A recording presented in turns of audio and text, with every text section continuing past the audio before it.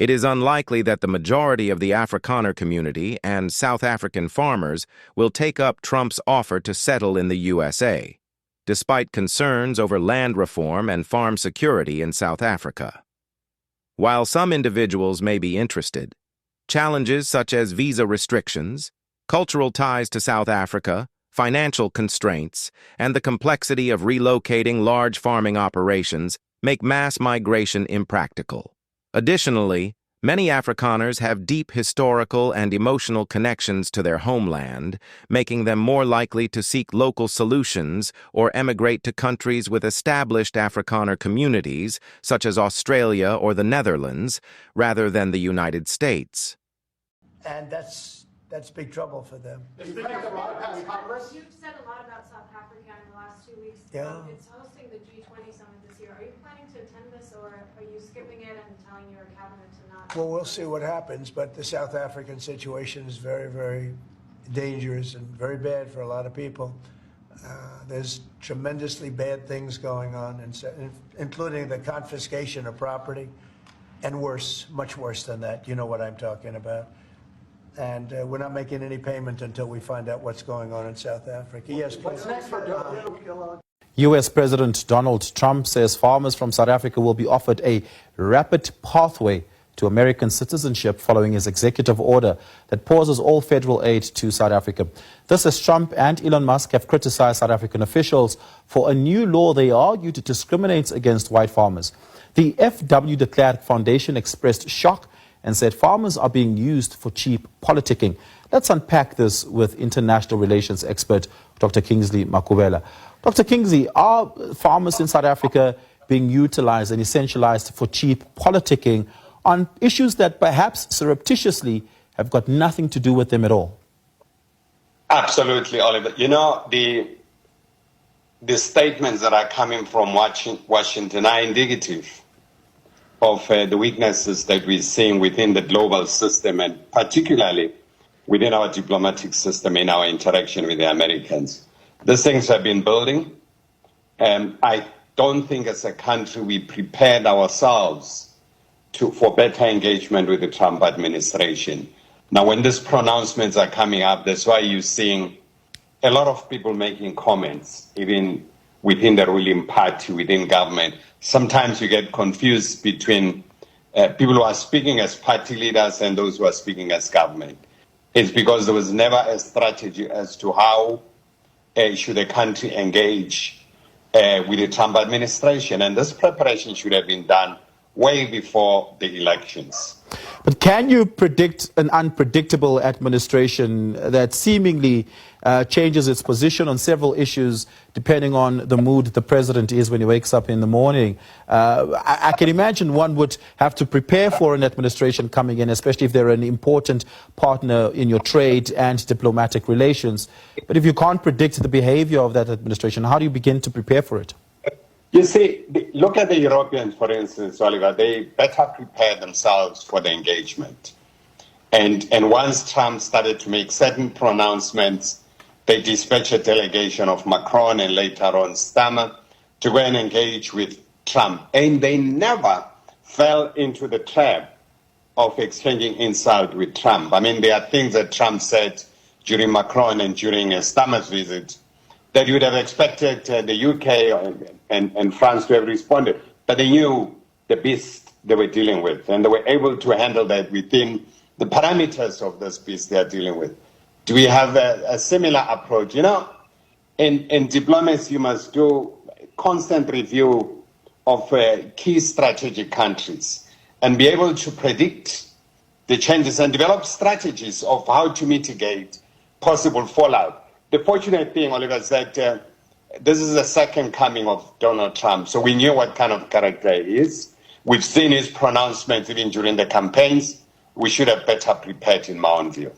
Yeah. So what now, given that our response to this would be reactionary in its nature rather than proactive in determining the texture and tone of our engagements with the U.S., what are some of the reactionary instruments that the diplomatic community in South Africa can take a look at in making use of going forward engaging with the U.S.? I think part of this is to really look at the overall policy framework or strategic framework that we have in government towards the United States. How do we deal with the United States and the Europeans? I don't think that strategy is quite coherent because it's quite clear we've been caught napping. And I think the other thing, you find the sentiment, Oliver, that we can send any diplomat. I think it was a big mistake that we sent Rasul to the U.S. because Rasul has been highly involved on an issue that it unites the Democrats and the Republicans. So that's why they are isolating him. I have projected this earlier, that he will remain isolated and there won't be strategic engagement with the ambassador. And that's where we are losing out.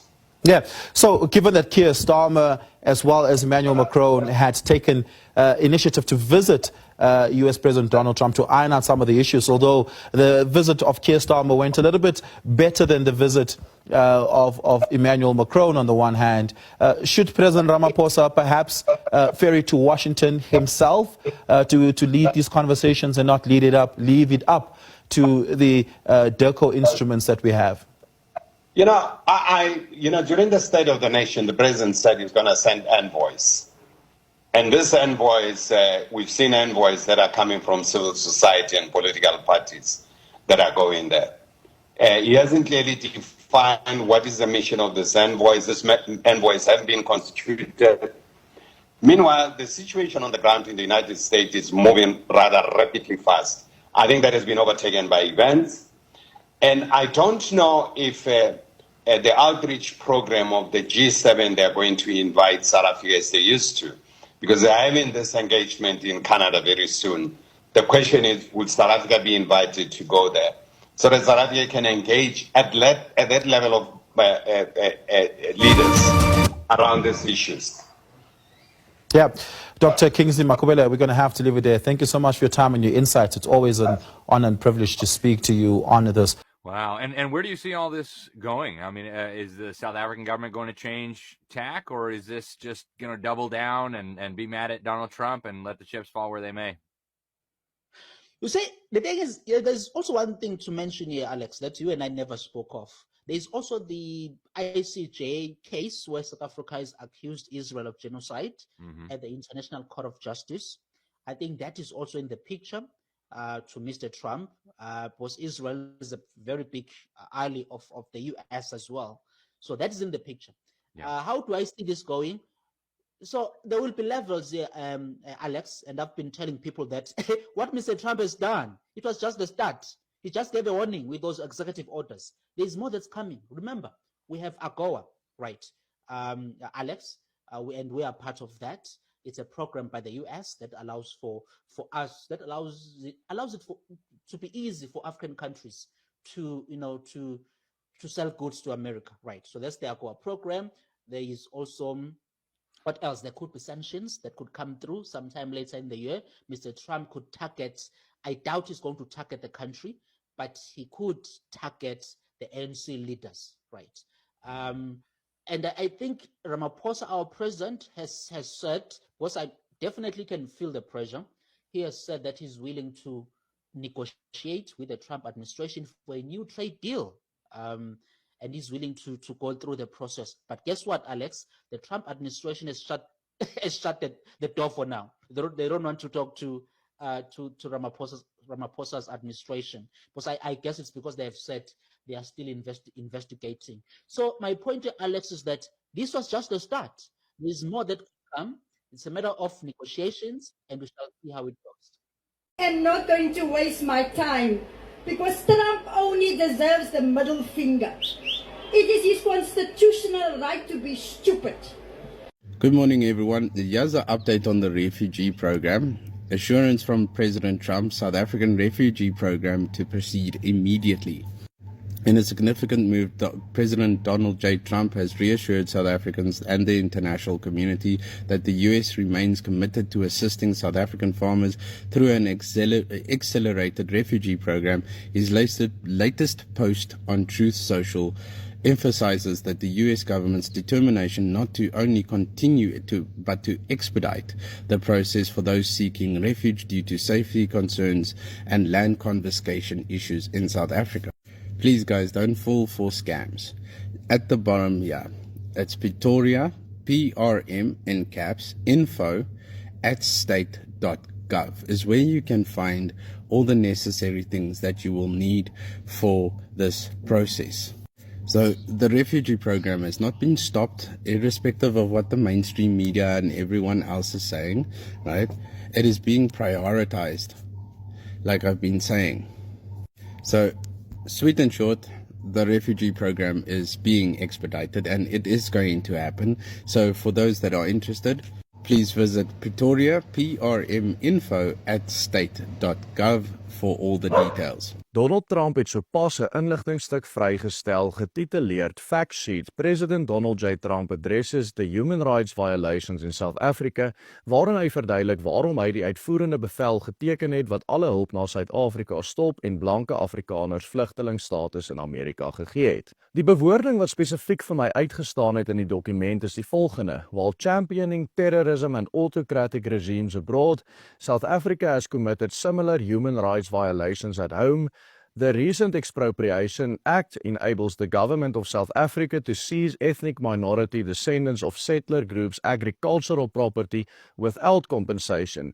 The Expropriation Act follows countless government policies designed to dismantle equal opportunity in employment, education and business, and hateful rhetoric and government actions fueling disproportionate violence against racially disfavored landowners. Years ago, the South African government disbanded volunteer forces, defending rural farmers, turning a blind eye to the ensuing farm attacks. Die Willem Petse groep het kontak gemaak met ons bronne binne Washington en bring vir u verslag van wat alles reeds onder Washington se aandag is in hierdie volle YouTube video. Dit is aansienlik beter as wat ons gedink het en die Trump-administrasie gaan nie geswaai word deur enige iets wat die hoofstroom media of die ANC nou kwytraak nie. Hulle weet die volle waarheid. Gaan kyk gerus die volle video op my YouTube kanaal. Die skakel is in my bio. Wow, what an offer. Let me sleep on it though. Guys, I can't move to America, I'm sorry. I was just Googling and they don't have this thing. You know this one, Drinko Pop. You know this one, Drinko Pop. They don't have it there in America. They only got Kool-Aid. I already have Kool-Aid, my bra. Sasa's quite cool, bra. If you didn't grow up taking this one, watching it like this, and putting your tongue in there, you're not a South African. Don't even come with that. And if I don't have this in America, I'm not going. You guys must then send me away and send me packets of this all the time. Thank you. Hi, I'm applying for refugee status in the US. Sir, you know that refugee status is only open to white Afrikaners. Yes, that is why I'm applying. What is your name, sir? Anton. Trotse Afrikaanse naam. So tell us about the horrors you face in South Africa. Okay, so I just want to give you a trigger warning. But in January, Woolworths was for almost 2 weeks completely out of avocados. Yeah, we were having to eat like guacamole. Terrible things are happening in South Africa. So you are a boer. What farming skills do you bring to the US? So I harvest organic fruit and vegetables at the Oranjezicht market. So I would say I'm more high-end level of farming, not so much in the nuts and bolts and the planting. I'm more the selecting of vegetables, yeah. Do you have any dependents? I don't have any dependents, but I am dependent on Mandisa, my domestic worker. So I've been speaking to her and she and I were saying probably not New York, would like to go to Los Angeles. You sort of look Hispanic. I don't think you're white. Mexican. You know what? And I've got nothing against Mexicans. You know what? Fuck you. I'm staying. Sir, we are not racist. I'm in disbelief. The only thing that got to me, outside of everything that has happened with the media, the only thing that got to me in all of this is Latoya's lies. I'm Donald Trump. Don't forget me. I'm part of the numbers there. Yeah, I'm part of the numbers. You can see, Mus. 100% boer, hè? 100% boer. Listen. De la rij. Sal jy die boere kom lei, de la rij. Ah, generaal. Yeah, you see, I am 100% boer. I'm fixing my passport, sir. I am part of those numbers. Yeah. As you are adding them, you must add me as well. You can see, Mus. I am qualifying from head to toe to head. I'm living and I'm ready for the US. Hey, listen, New York, concrete jungles where dreams are made of. I am ready for the move. Yeah. Donald Trump, on behalf of every South African, I'd like to send you one collective message. Footsack, ask Elon to explain it to you. What is this, honey? I was shocked, honey. I was in tears almost. And it has a white refrigerator. I was like, oh, not a white refrigerator, girl.